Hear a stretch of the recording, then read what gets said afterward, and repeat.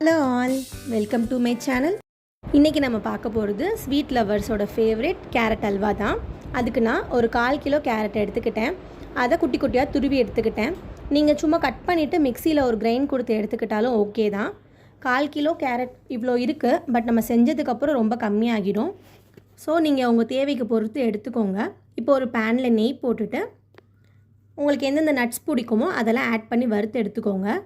நான் முந்திரி பருப்பும் உலர்ந்த திராட்சையும் சேர்த்து வறுத்து எடுத்துக்கிறேன்.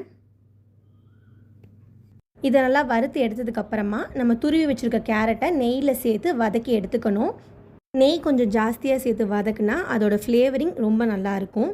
பட் அது மஸ்ட்டு கிடையாது. இப்போது அந்த 1 கப்பு கேரட் துருவி வச்சுருந்த அதே சேம் அளவுக்கு 1 கப் அளவு நான் பால் சேர்க்குறேன். இது பால்லே வேகும்போது தான் அதோடய டேஸ்ட்டு வேறு லெவலில் வரும். இப்போது இந்த கேரட் எல்லாமே இந்த பால்லே நல்லா வேகணும். கொஞ்சம் அதிக டைம் தான் கன்சியூம் பண்ணணும். ஏன்னா இப்போ குக்கரில் வச்சு எடுத்துட்டோம்னா சீக்கிரமாக கேரட் வெந்துடும். நம்ம பேனில் செய்கிறதுனால அதிகமான டைம் தான் ஆகும். எனக்கு ஒரு 15 மினிட்ஸ் அளவுக்கு ஆச்சு. ஊற்றின பாலெல்லாம் கேரட்டோடு சேர்ந்து வத்துறதுக்கு நான் ஒரு மூடி போட்டு வேக வச்சு எடுத்துக்கிட்டேன். மூடி போடும்போது மீடியம் ஃப்ளேமில் வச்சுக்கோங்க. ஏன்னா ஹை ஃப்ளேமில் வச்சிங்கன்னா அடி பிடிக்கிறதுக்கு நிறையா வாய்ப்பு இருக்குது.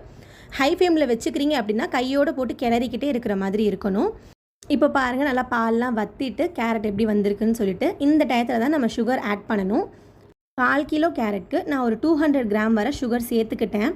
உங்களோட இனிப்பு பொறுத்து அது மாறுபடும், பார்த்துக்கோங்க. இப்போ நம்ம சுகர் சேர்த்ததுக்கு அப்புறமா திரும்ப கொஞ்சம் இலக ஆரம்பிக்கும். திரும்ப அந்த கேரட்டை ஒரு 10 மினிட்ஸ் அளவுக்கு நம்ம வேக வைக்கிற மாதிரி இருக்கும். இப்போ இந்த சுகரை எடுத்து கொடுக்கறதுக்கு கொஞ்சோண்டு சால்ட் சேர்த்துக்கோங்க. அதுக்கப்புறம் ஏலக்காய் தூள் ஃப்ளேவருக்கு சும்மா ஒரு ஸ்பூன் அளவுக்கு சேர்த்துக்கோங்க. சேர்த்துட்டு மிக்ஸ் பண்ணி விட்டுருங்க. அடுத்து கொஞ்சம் கொஞ்சமாக நெய் சேர்த்து அதை கிளறி விடுங்க. நெய் சேர்க்குறதுனால அல்வா ஒட்டாமல் நல்ல ஒரு கன்சிஸ்டன்சியில் இருக்கும். அப்புறம் நம்ம வறுத்து வச்சுருக்க நட்ஸை சேர்த்துடலாம். இதுக்கப்புறம் ஃபைனல் டச்சுக்கு நம்ம ஒன்று சேர்க்கணும். மில்க் மேட் உங்கள் வீட்டில் இருந்தால் ஒரு 2 ஸ்பூன் அளவு, கொஞ்சம் பெரிய ஸ்பூனில் 2 ஸ்பூன் அளவு சேர்த்துக்கோங்க. இது சேர்க்குறதுனால அல்வா க்ரீமி கன்சிஸ்டன்சியில் ரொம்ப சூப்பராக இருக்கும். நார்மலாக செய்கிறதுக்கும் இதுக்கும் கண்டிப்பாக உங்களால் டிஃப்ரென்ஸ் ஃபீல் பண்ண முடியும். ஸோ இந்த மாதிரி இதெல்லாம் சேர்த்து ஒரு தடவை செஞ்சு பாருங்கள். கடைசியாக நம்ம சர்வ் பண்ணுறதுக்கு முன்னாடி பாதாம் லேசாக தூவி விட்டுட்டு சர்வ் பண்ணிங்கன்னா டேஸ்டிங்க்கு வேறு லெவலுங்க. கண்டிப்பாக எல்லாருக்குமே பிடிக்கும். இந்த மெத்தட் கண்டிப்பாக செஞ்சு பாருங்கள். தேங்க்ஸ் ஃபார் வாட்சிங்.